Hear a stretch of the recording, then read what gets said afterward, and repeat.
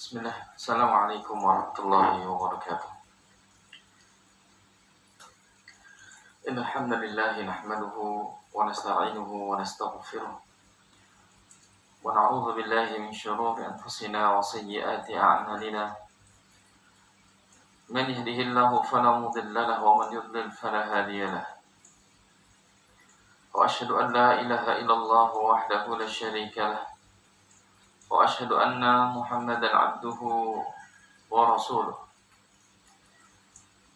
Amma ba'du, fa inna khairal hadithi kitabullah wa khairal hadi hadi Muhammadin sallallahu alaihi wa ala alihi wa sallam wa syarrul umuri muhdatsatuha fa inna kulla muhdatsatin bid'ah wa kulla bid'atin dhalalah wa kulla dhalalatin finnar. Ikhwan fiddin, a'azakumullah, kaum muslimin yang berbahagia. Semoga Allah subhanahu wa ta'ala senantiasa memberikan kita kebahagiaan di dunia dan di akhirat. Dan juga semoga Allah subhanahu wa ta'ala senantiasa menjaga kita dari perkara-perkara yang tidak kita senangi. Dan semoga Allah menjaga agama kita, menjaga akidah kita, menjaga tauhid kita, menjaga keimanan kita dari perkara-perkara yang bisa merusaknya. Dan juga semoga Allah subhanahu wa ta'ala mensucikan hati kita dari perkara-perkara yang buruk, perkara-perkara yang jelek. Karena tidak ada yang bisa mensucikan hati-hati para hamba kecuali Allah subhanahu wa ta'ala. Karena itu Allah mengatakan subhanahu wa ta'ala, qad aflaha man zakkaha. Sungguh beruntung orang-orang yang mensucikan hati mereka. Wa qad khaba man dassaha. Dan sungguh celaka, merugi orang-orang yang mengkotori hati-hati mereka dengan dosa dan perbuatan maksiat lainnya. Karena masalah hati masalah yang sangat urgen. Oleh karenanya Rasulullah SAW sendiri diutus oleh Allah Tabaraka wa Ta'ala untuk membersihkan hati manusia, untuk mensucikan hati-hati mereka dari noda syirik, dari kemaksiatan, dari kekufuran, dan dari perkara-perkara yang bisa mengotori kesucian hati. Semoga salawat serta salam senantiasa tercurah kepada Rasulullah sallallahu alaihi wasallam, seorang nabi dan rasul, penghulu seluruh Bani Adam pada hari kiamat. Semoga Allah subhanahu wa ta'ala menjadikan kita orang-orang yang memperoleh syafaatnya nanti pada hari kiamat dan mendapatkan kesempatan untuk meminum air dari telaga beliau sallallahu alaihi wa ala alihi wasallam. Dan juga kepada para sahabatnya, kepada keluarga beliau dan juga para sahabatnya dan orang-orang yang senantiasa mengikuti gerak langkahnya sampai ditegakkan di hari kiamat oleh Allah subhanahu wa ta'ala. Ini pertemuan yang kedua, pembahasan yang kedua tentang silsilah fikih bulan Dzulhijjah, dan kita akan sedikit mengulang tentang keutamaan dan kesucian bulan-bulan haram. Kemarin saya jelaskan bahwasanya salah satu di antara bulan haram adalah bulan Dzulhijjah, dan bulan-bulan haram ini sebagaimana disebutkan dalam hadis yang sahih, dia adalah Dzulqa'dah, Dzulhijjah, Muharram, dan Rajab. Yang Allah subhanahu wa ta'ala mengistimewakan bulan-bulan tersebut dengan kesucian dan memilihnya di antara bulan-bulan yang lainnya. Sebagaimana Allah mengatakan subhanahu wa ta'ala, inna iddatash syuhuri 'indallahi 12 syahra fi kitabillah yawma khalaqas samawati wal arda minha arba'atun hurum. Sesungguhnya bilangan bulan pada sisi Allah subhanahu wa ta'ala ialah 12 bulan dalam ketetapan Allah subhanahu wa ta'ala pada waktu Allah menciptakan langit dan bumi, di antaranya 4 bulan haram. Dan Rasul juga menyebutkan sallallahu alaihi wasallam dalam hadis Abi Bakar radhiyallahu ta'ala anhu, tentang 4 bulan ini, Dzulqa'dah, Dzulhijjah, Muharram, dan Rajab, sebagaimana yang diriwayatkan oleh Imam Bukhari dalam kitab Sahihnya. Tentang ayat ini, Al-Imam Ibnu Jarir At-Tabari rahimahullahu ta'ala menyebutkan satu riwayat dari Ibnu Abbas radhiyallahu ta'ala anhuma tentang keagungan dan kesucian, kemuliaan bulan haram oleh Allah Subhanahu wa ta'ala. Ibnu Abbas mengatakan radhiyallahu ta'ala anhu, ja'alahunna haraman wa 'azama hurmatihinna wa ja'ala adh-dhanba fihinna a'zam wal 'amal as-saliha wal ajra a'zam. Allah Subhanahu wa ta'ala menjadikan bulan-bulan ini sebagai bulan yang suci, bulan-bulan yang Allah muliakan, bulan-bulan haram. Dia juga mengagungkan kesuciannya dan menjadikan dosa-dosa yang dilakukan oleh para hamba di dalamnya termasuk dosa yang paling besar, serta menjadikan amal-amal soleh dan pahalanya menjadi besar pula. Hal ini disebutkan oleh para ulama tentang kenapa amalan-amalan soleh itu dikerjakan di bulan yang penuh dengan keagungan itu menjadi lebih besar pahalanya, dan dosa-dosa yang dilakukan pada bulan-bulan yang penuh keagungan menjadi besar pula dosanya. Ini tidak lain karena keagungan waktu tersebut, keagungan bulan tersebut. Yang ini dikatakan oleh Imam Al-Hafidh Ibnu Rajab Al-Hambali rahimahullah dalam kitabnya Lataiful Ma'arif. Artinya, semakin waktu itu diberkahi oleh Allah seperti bulan haram ini, yang Allah menjadikan bulan yang suci, bulan yang agung, maka semakin besar pula pahala yang akan didapati oleh seorang ketika dia mengerjakan amal soleh. Begitupun akan memenuhi dosa yang paling besar ketika dia mengerjakan dosa dan pelanggaran kepada Allah Subhanahu wa ta'ala, karena dia melakukannya di bulan yang penuh dengan keagungan di sisi Allah Subhanahu wa ta'ala. Kemudian kata para ulama, wa kanatil 'arabu fil jahiliyati tuharrimu hadhihi al-ashhur wa tu'azzimuha wa tuharrimul qitala fiha. Dan juga orang-orang Arab terdahulu, orang jahiliyah terdahulu, orang bangsa Arab terdahulu, mereka begitu mensucikan dan memuliakan bulan-bulan ini, serta mengharamkan peperangan di dalamnya. Al-Imam Ibnu Katsir juga menyatakan rahimahullah ta'ala, innama kanatil ashhurul muharramah arba'ah.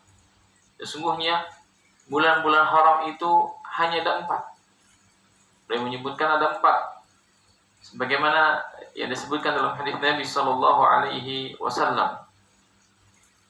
Thalathatun, 3 di antaranya berturut-turut, wahidun fard, 1 menyendiri, yaitu bulan Rajab. 3 bulan berturut-turut, Dzulqa'dah, Dzulhijjah, dan Muharram. Sementara yang satunya diapit di antara 2 bulan, itu bulan Rajab.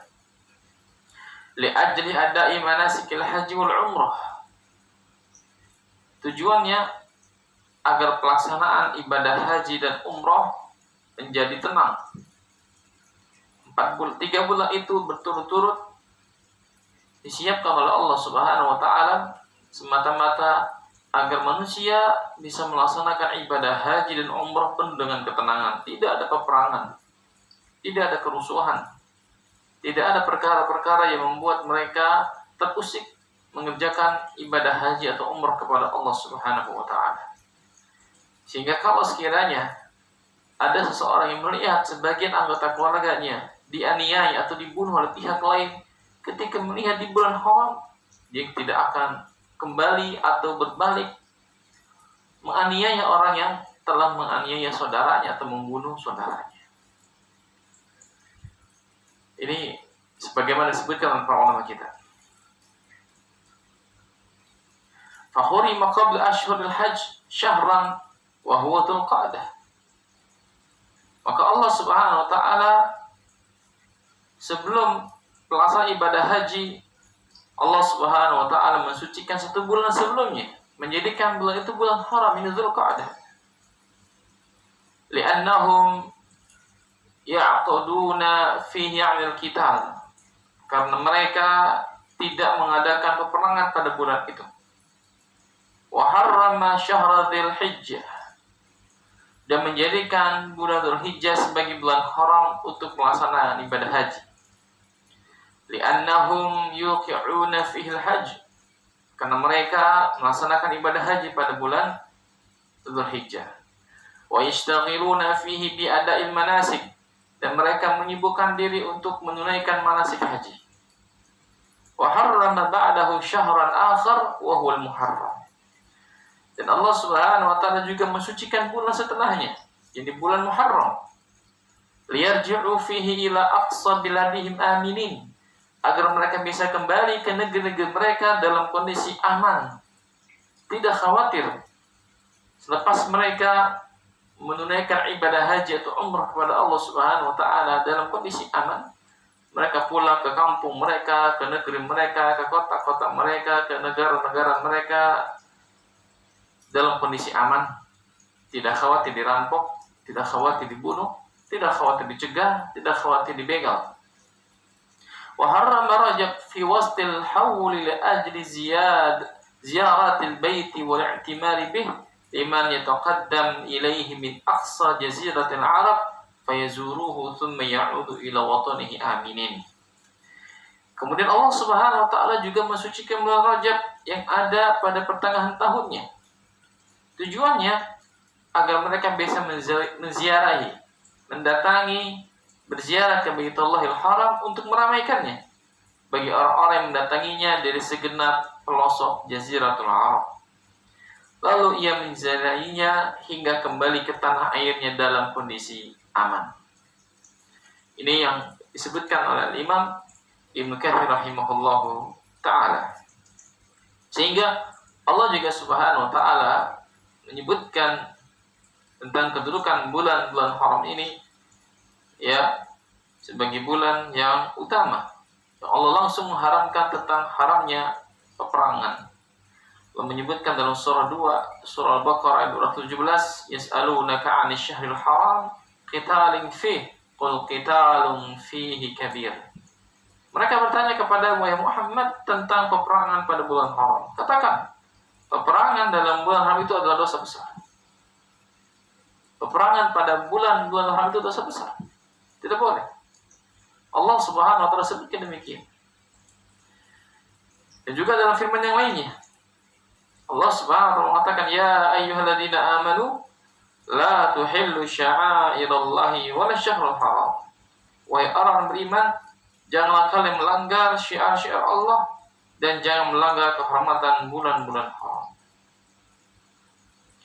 Kata para ulama kita, Ibnu Katsir rahimahullah melanjutkan, ya'ni bidzalika tahrim wa i'tirafu bi ta'zimihi wa tarki ma nahallahu an ta'atihi fihi min ibtida'il qital wa ta'kil ijtinabil maharim.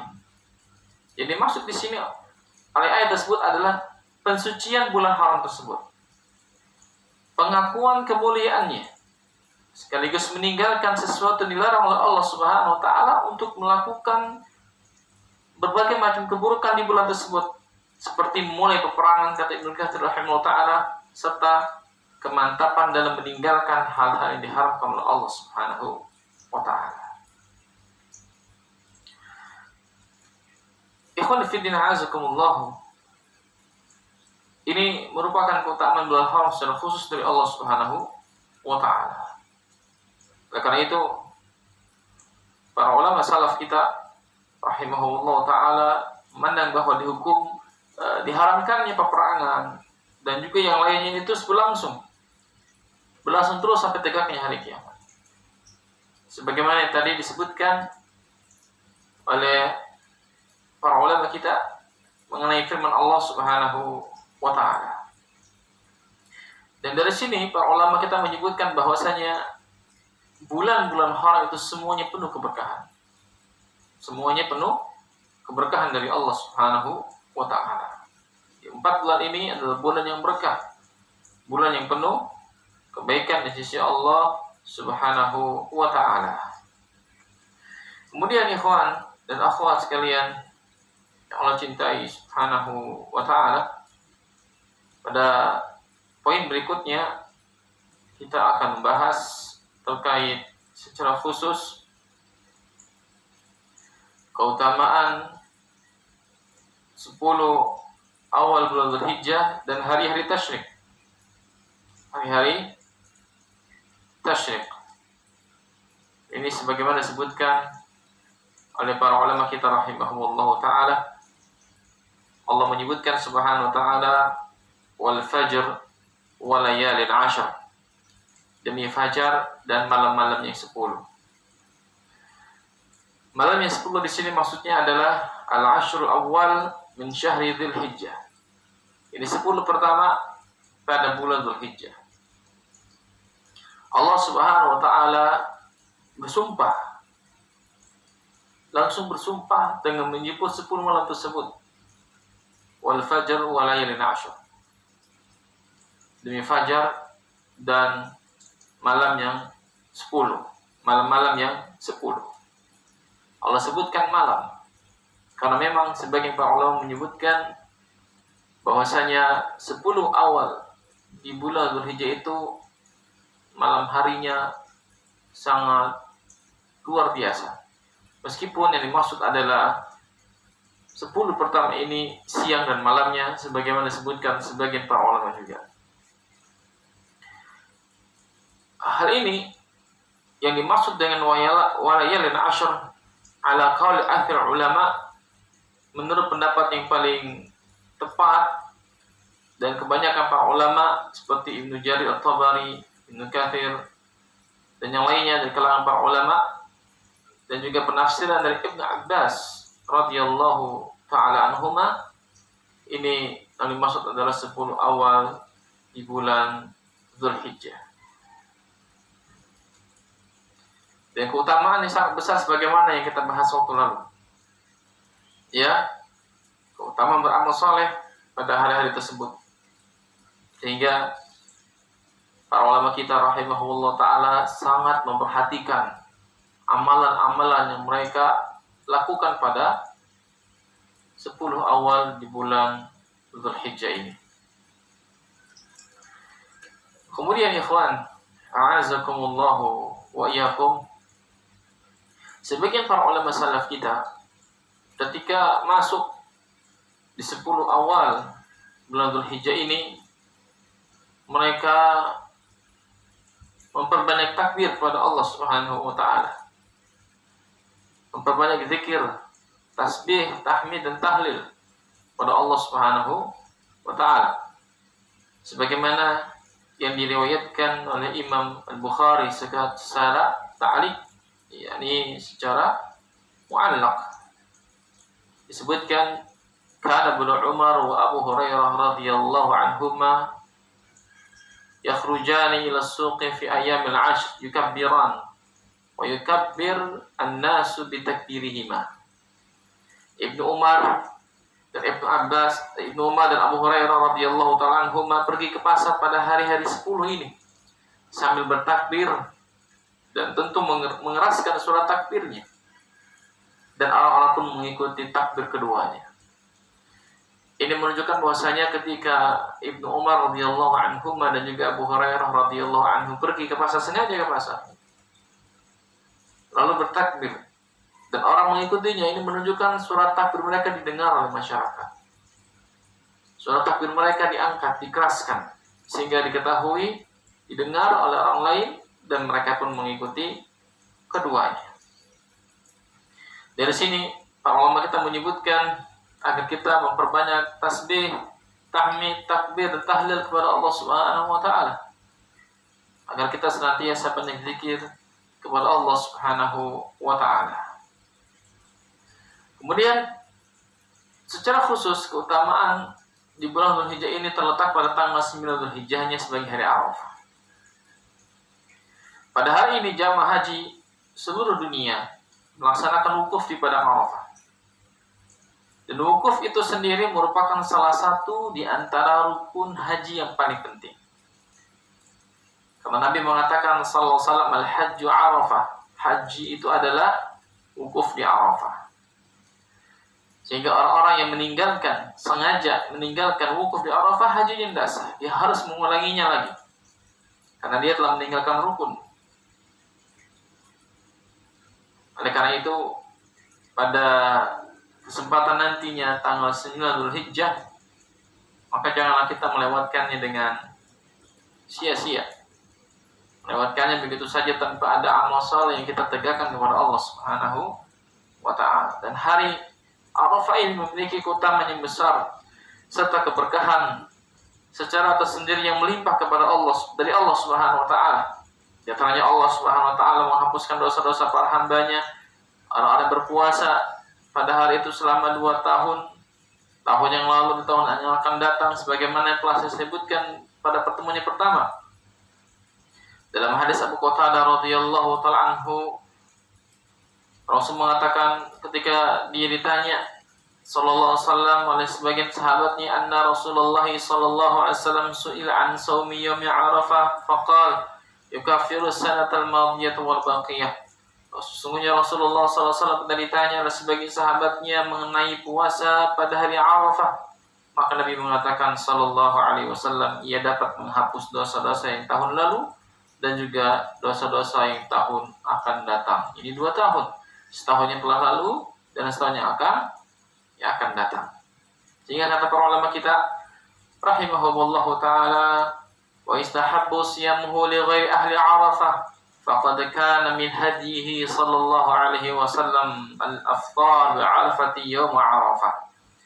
Dan puasa Arafah ini disunahkan bagi mereka yang tidak sedang berada di Arafah, bagi mereka yang tidak sedang mengerjakan ibadah haji kepada Allah Subhanahu wa taala.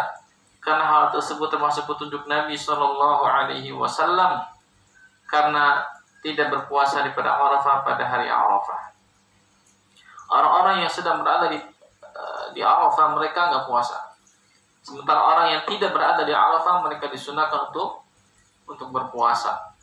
Kenapa demikian? Karena orang yang sedang berada di Arafah itu mereka sibuk zikir kepada Allah, sibuk mengerjakan ketaatan kepada Allah Subhanahu wa taala, sehingga mereka menghabiskan waktunya dengan banyak ibadah yang lain selain berpuasa. Kata sebagian ulama salaf kita, kalau mereka meninggalkan puasa pada waktu itu, mereka bisa mengejar amal-amal saleh yang lainnya, sehingga badan menjadi kuat dan bisa khusyuk dan bisa lebih banyak lagi mengerjakan amal-amal taat yang lainnya kepada Allah Subhanahu wa taala selain tidak berpuasa kepada Allah Subhanahu wa taala.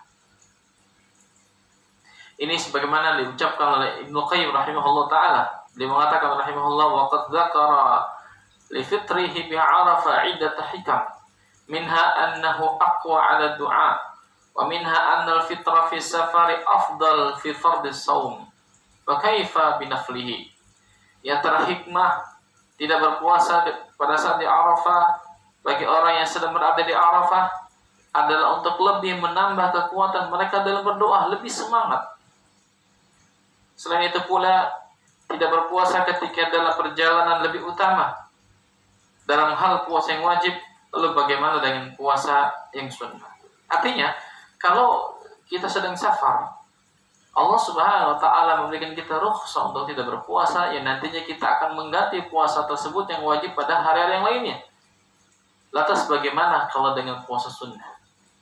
Maka meninggalkan puasa wajib saja dibolehkan karena uzur dalam safar, apalagi meninggalkan puasa sunnah demi untuk meraih amal-amal saleh yang lainnya agar bisa semakin kuat, semakin semangat untuk mengerjakan ketaatan kepada Allah Subhanahu wa taala.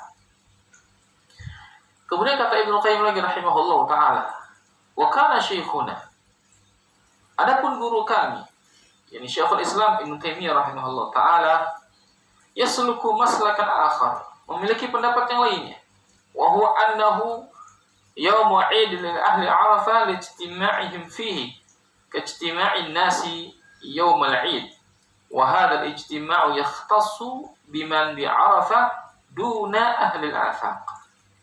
Kata Syekhul Islam Ibnu Taimiyah rahimahullah taala, gurunya Imam Ibnu Qayyim, adapun guru kami memiliki pendapat yang lainnya, yaitu pada hari Arafah dia merupakan hari raya bagi orang-orang yang berada di Arafah, karena mereka berkumpul di sana seperti berkumpulnya orang-orang pada hari raya.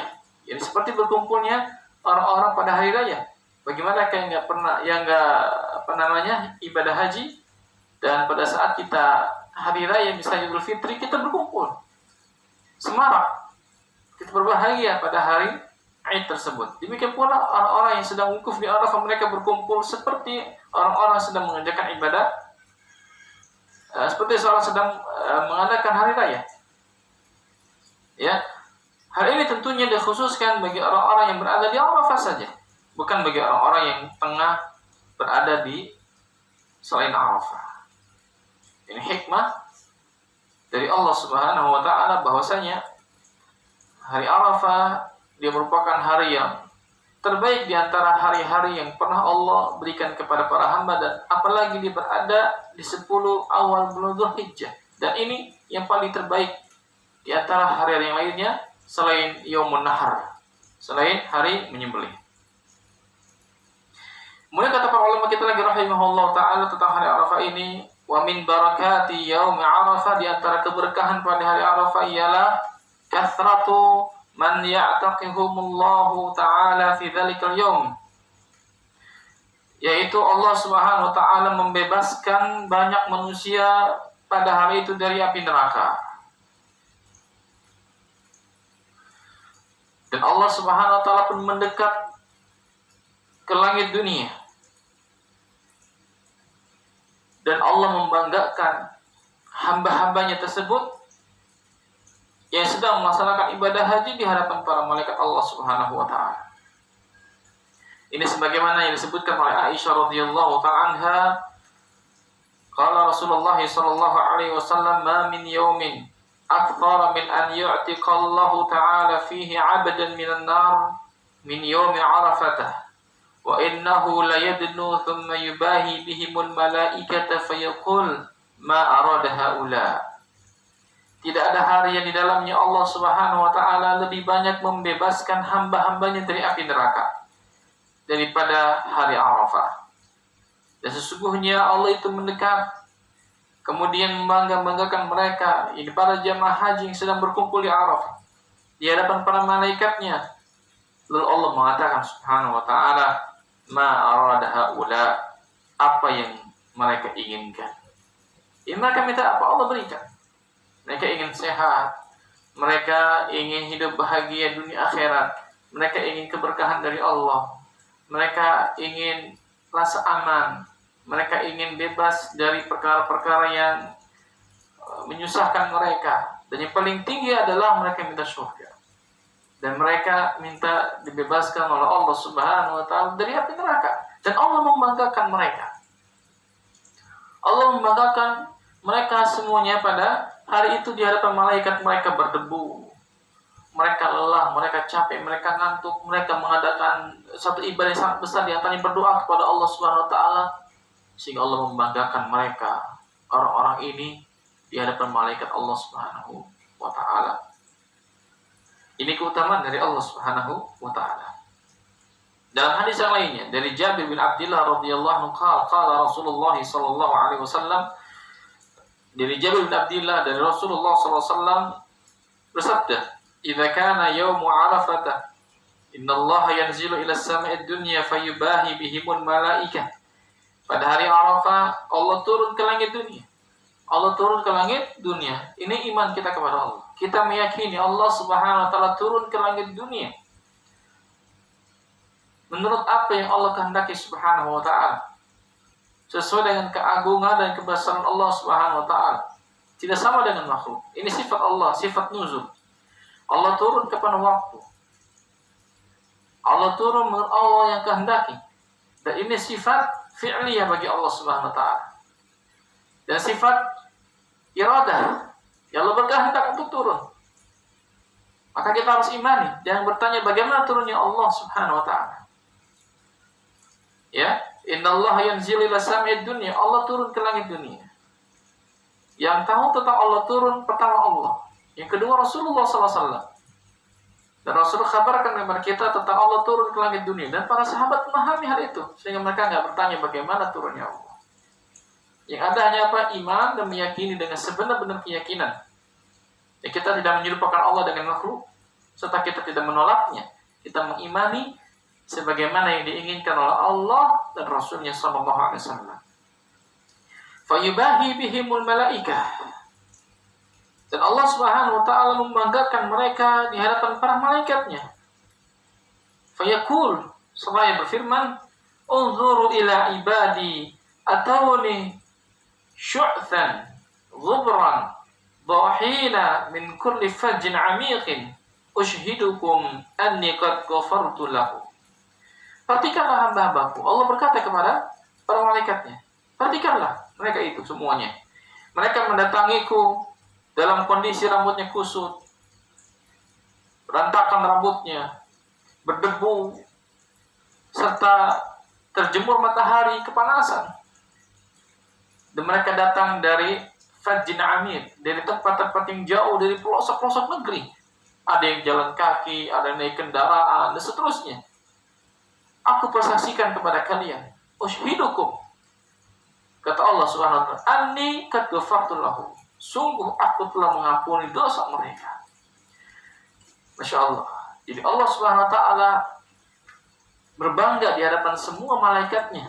Dan Allah Subhanahu wa ta'ala mengikat perjanjian, persaksian kepada malaikatnya bahwasanya Allah telah mengampunkan dosa-dosa hamba yang hadir di Arafah, yang mereka beribadah, yang mereka berdoa kepada Allah, yang mereka ikhlas datang dari rumah-rumah mereka, dari kampung-kampung mereka, dari pelosok-pelosok negeri mereka, berjalan, naik kendaraan, mereka capek, mereka lelah, mereka letih beribadah kepada Allah Subhanahu wa ta'ala, maka buah yang dihasilkan adalah ampunan dari Allah Subhanahu wa ta'ala.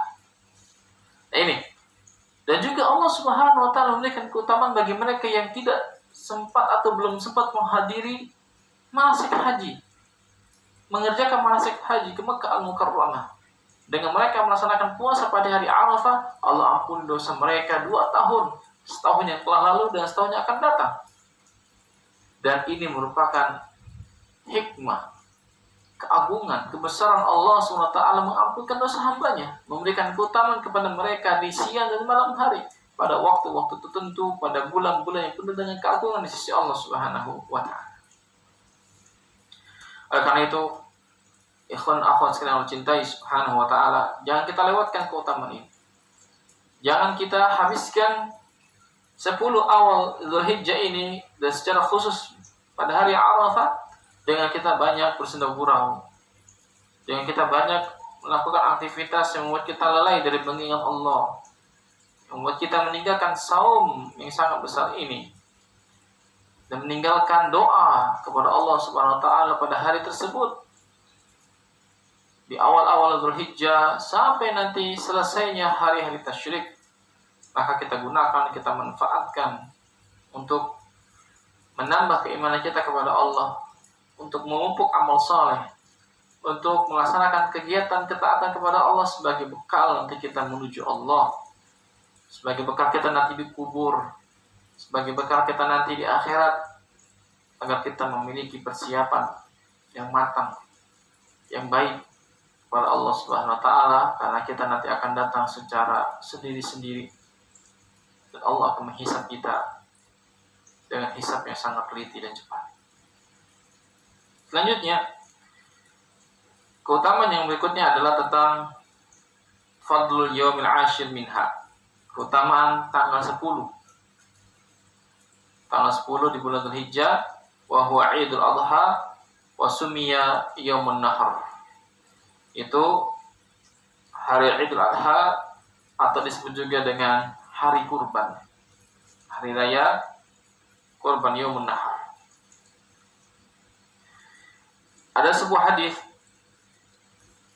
tentang keutamaan hal ini, menjelaskan tentang keutamaannya dari Abdullah bin Qarr radhiyallahu ta'ala anhu, an Nabi sallallahu alaihi wasallam anhu qala a'zamul ayyami 'indallahi yaumun nahr thumma yaumul qarr, Hari yang paling mulia di sisi Allah Subhanahu wa taala adalah hari raya berkurban, kemudian hari Al-Qar, hari menetap.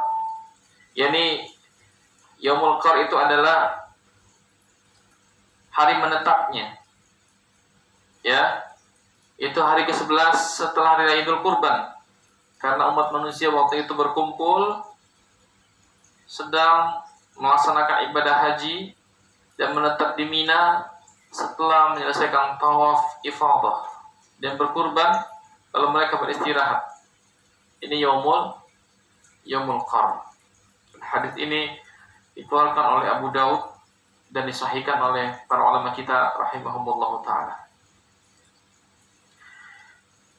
Dan juga disebut sebagai Yaumul Haji Akbar. Haji Akbar, hari haji yang paling besar. Allah sebutkan subhanahu wa ta'ala, wa adhanu minallahi wa rasulihi ilan nas yaumul haji akbar, yaumul hajil akbar. Dan inilah satu bentuk pengiklanan, pemakluman dari Allah subhanahu wa ta'ala dan Rasulnya kepada umat manusia pada hari haji akbar. Rasul juga menamakan demikian sallallahu alaihi wasallam, Yaumun Nahr, dengan sebutan Haji Akbar. Kenapa? Li'anna mu'dhama a'malil manasiki tu'addi fihi. Karena umumnya pelaksanaan ibadah haji itu dilaksanakan pada hari itu, yang menyembelih, mencukur rambut, lempar jumrah, tawaf di Baitullah. Ini disebutkan di situ. Dilaksanakan pada hari itu. Ya. Dan ini hari tanggal 10 Dzulhijjah, Idul Adha.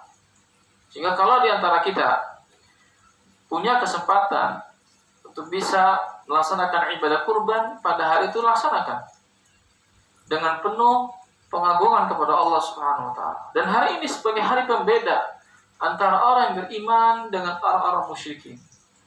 Di mana orang beriman mereka menyembelih hewan karena Allah Subhanahu wa taala, untuk Allah Subhanahu wa taala.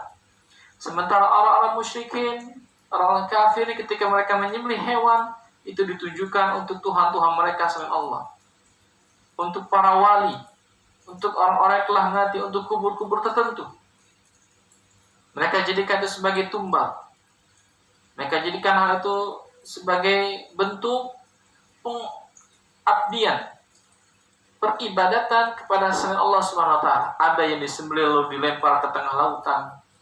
Ada yang disembelih hewan tersebut untuk katanya agar jembatan itu enggak rubuh, agar bangunan tersebut kokoh, atau menjadi sesajen diletakkan di bawah-bawah pohon atau dalam-dalam gua, atau mereka menyembelih sebagian hewan tersebut lalu darahnya dijadikan sebagai wasilah untuk ibadah yang lainnya, disiramkan ke berhala-berhala mereka, atau dipercikan di kubur-kubur tertentu. Waliyadzubillah, ini kesyirikan kepada Allah. Modalnya sama-sama hewan, penyembelihan, tapi yang satu tauhid kepada Allah, orang mukmin, mereka menyembelihnya karena Allah untuk Allah Subhanahu wa taala, mereka menyebut nama Allah dalamnya. Sementara yang lainnya menyebut nama-nama selain Allah.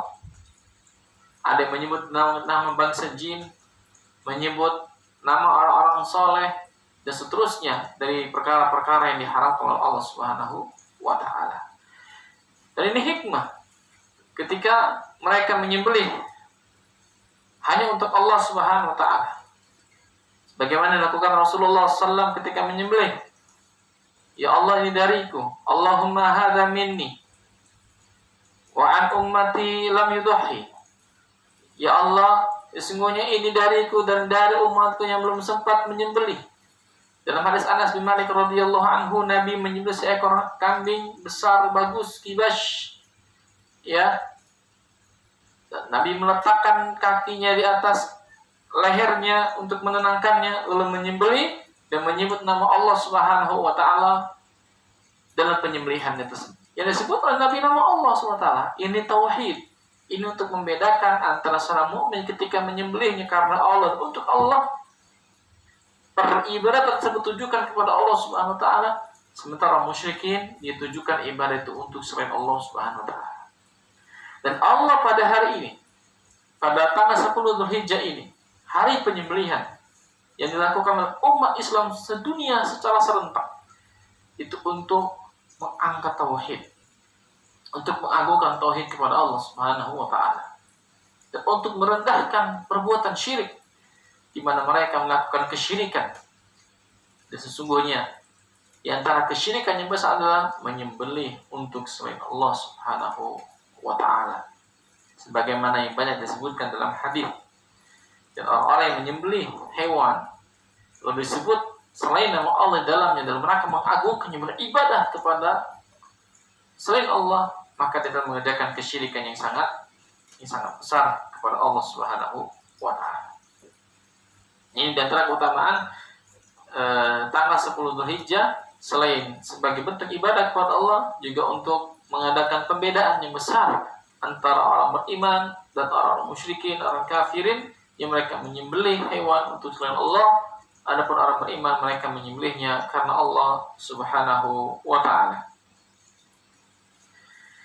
Kemudian ikhwan, a'azakumullahu wa iyyakum,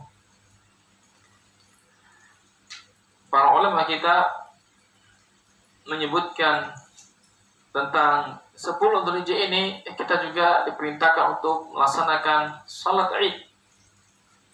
Salat Id pada hari tersebut. Dan kita banyak berzikir kepada Allah, bertasbih, bertahmid, bertakbir kepada Allah Subhanahu wa taala. Sehingga pada masa Rasulullah sallallahu alaihi wasallam, para wanita di masa itu meskipun dalam kondisi haid untuk keluar menyaksikan syiar kaum muslimin, meskipun mereka enggak sholat dan mereka menjauh dari tempat sholatnya kaum muslimin, mereka mendengarkan khutbah, mereka mendengarkan nasihat, mereka mendengarkan ayat-ayat Allah Subhanahu wa taala, mereka mendengarkan takbir, tahmid, tahlilnya kaum muslimin di rumah mereka sampai ke tanah lapang. Mereka mengagungkan, membesarkan Allah Subhanahu wa taala.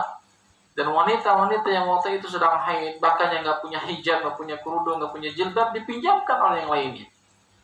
Yang menunjukkan kepada kita pada hari Id, kita diperintahkan, dianjurkan untuk saling membantu di atas ketaatan kepada Allah. Mengingatkan mereka agar mereka nggak lalai dari mengagungkan dan membesarkan Allah Subhanahu wa taala. Dan saling mengingatkan akan perkara-perkara yang agung. Di antaranya zikir kepada Allah, memberikan peringatan agar para wanita itu menutup auratnya. Karena bisa jadi seorang manusia saking gembiranya, misalnya pada hari raya dia lupa untuk menutup auratnya, bisa jadi. Atau dia malah memang asalnya tidak menggunakan hijab, padahal hijab itu wajib bagi setiap muslimah yang telah balik. Karena itu, ya, Aisyah mengatakan, kunna nu'mar an nakhruja yawmul 'id hatta nakhrujal bikr min khidriha. Kami diperintahkan oleh Rasulullah sallallahu alaihi wasallam untuk keluar pada hari Id dan mengeluarkan pula para wanita-wanita yang kami bingit di rumah-rumah mereka, di bilik-bilik mereka, dan juga orang yang sedang haid. Wa nakhrujul hayyad, dan kami mengeluarkan wanita-wanita sedang haid. Fa yakunna khalfan nas faykabbirna bitakbirihim wa yad'una bidu'aihim. Lalu mereka berjalan di belakang manusia dan mengikuti takbir-takbir mereka serta berdoa bersama mereka dan mengharapkan keberkahan pada tersebut serta kesucian pada hari tersebut dari Allah Subhanahu wa taala. Ikhwan fiddin, a'azakumullah wa iyyakum. Ini menunjukkan bahwasanya sekali lagi orang-orang yang mengetahui telah masuknya tanggal 10 Dzulhijjah agar mereka mempersiapkan dirinya untuk banyak ibadah kepada Allah. Sampai orang-orang yang tidak memiliki kerudung, misalnya wanita yang haid, yang mereka umumnya memang tidak sholat kepada Allah Subhanahu wa taala, mereka harus juga diperintahkan keluar. Dianjurkan untuk keluar agar mereka bisa menyaksikan semarak syiar Islam kaum muslimin untuk sama-sama banyak zikir kepada Allah Subhanahu wa taala. Kemudian ikhwan dan akhwat yang Allah cintai Subhanahu wa taala, yang terakhir adalah mengenai keutamaan hari-hari tasyrik. Hari-hari tasyrik itu hari-hari di mana Allah Subhanahu wa taala membuat kita, mensyariatkan kita untuk banyak berzikir kepada Allah. Itu hari raya, termasuk hari raya kaum muslimin yang tasyrik ini. Hari tasyrik ini 3 hari setelah hari raya kurban, tanggal 11, 12, dan 13 Dzulhijjah. Dinamakan demikian kata sebagian para ulama karena pada waktu itu kaum muslimin ya sedang menjemur, memanaskan atau membuat dendeng daging-daging kurban mereka, dan mereka banyak mendistribusikannya, menyalurkannya kepada kaum muslimin yang lainnya. Ini sebagaimana disebutkan oleh Imam An-Nawawi dalam kitabnya Syarah Sahih Muslim. Allah sebutkan Subhanahu wa taala, "Wadhkurullaha fi ayyamin ma'dudat." Dan banyaklah kalian berzikir kepada Allah Subhanahu wa taala dalam berapa hari yang telah ditentukan, ma'dudat yang berbilang itu. Ya. Kata Ibnu Abbas radhiyallahu taala an, "Al-ayyam al-ma'dudat ayyamut tasyrik." Hari-hari yang berbilang itu adalah hari-hari tasyrik. Tanggal 11, 12, dan 13 Dzulhijjah. Bahkan Nabi SAW dalam hadis yang sahih menyebutkan ayyamut tasyrik ayyamu aklin wa syurbin. Hari-hari tasyrik adalah hari-hari di mana kita makan dan minum, sehingga nggak boleh kita berpuasa. Sehingga kita berhari 4 hari, tanggal 10, 11, 12, dan 13. Dan pada hari-hari itu masih diperbolehkan kita menyembelih. Walaupun yang utama adalah kita menyembelih tanggal 10 Dzulhijjah. Dan semakin mendekat kepada hari Nahar, itu penyembelihan waktu yang paling terbaik dalam Islam. Ya.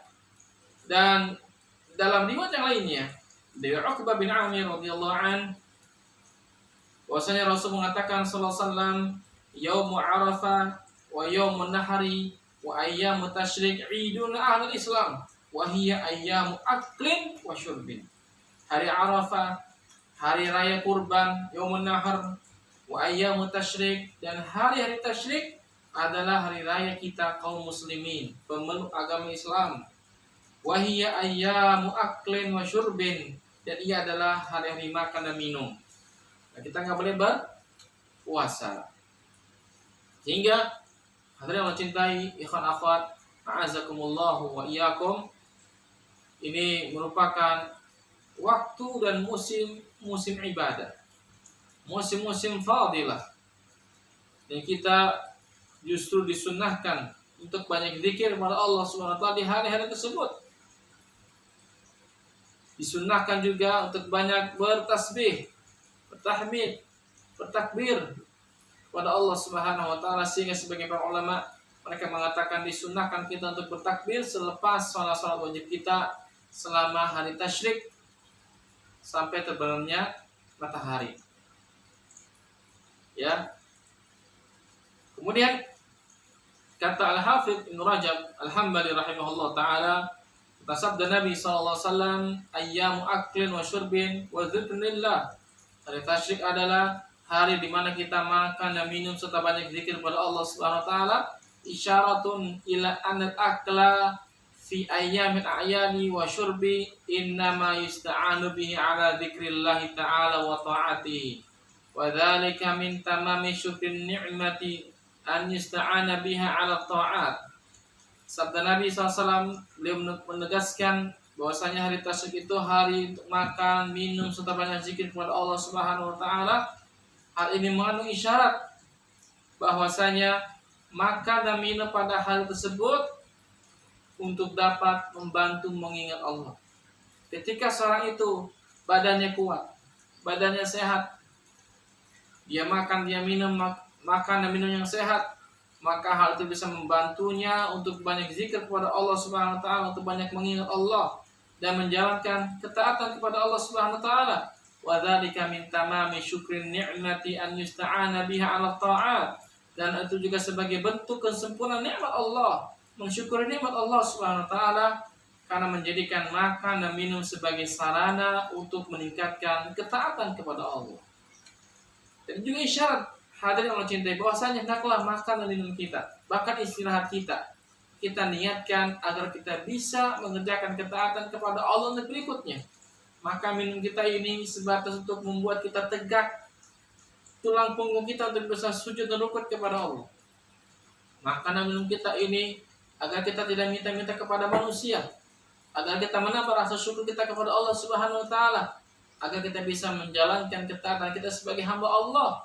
Hal ini menunjukkan bahwasanya jika kita memfokuskan diri kita banyak ibadah kepada Allah Subhanahu wa taala, maka Allah akan menjamin makan dan minum kita, akan menjamin rezeki kita.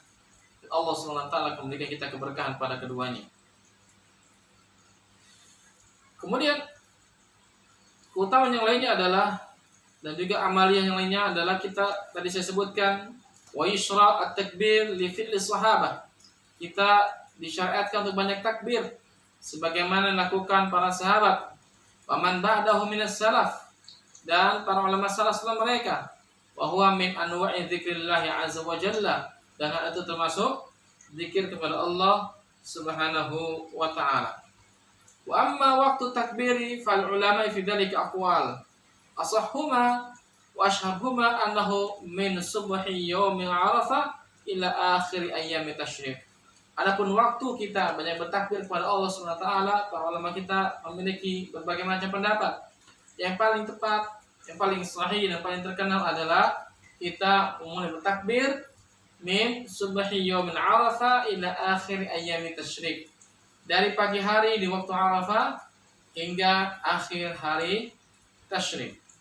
Sebagian ulama menyebutkan ketika masuk tanggal 1 bulan Dzulhijjah, sebagaimana dilakukan oleh Ibnu Umar dan Abu Hurairah, sebagaimana dikeluarkan oleh Bukhari tadi saya sebutkan, mereka sengaja keluar dari rumah mereka menuju pasar-pasar untuk bertakbir, mengingatkan mereka ini hari yang paling mulia, ini hari yang dimana Allah SWT menurunkan kebaikan serta keberkahan.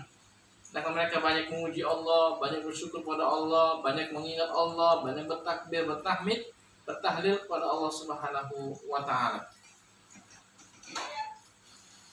Kemudian yang terakhir tentang masalah hari tasyrik ini, hendaklah kita mengupayakan sekiranya pada tanggal 10 Dzulhijjah kita belum memiliki kesempatan untuk berkurban, maka Allah masih memberikan kita 3 hari ke depannya, tanggal 11, 12, dan 13 sampai terbenamnya matahari, untuk kita menyembelih hewan kurban yang kemungkinan itu masih hari yang mulia, bukan kemungkinan lagi tapi hari yang mulia sebagaimana saya sebutkan di awal.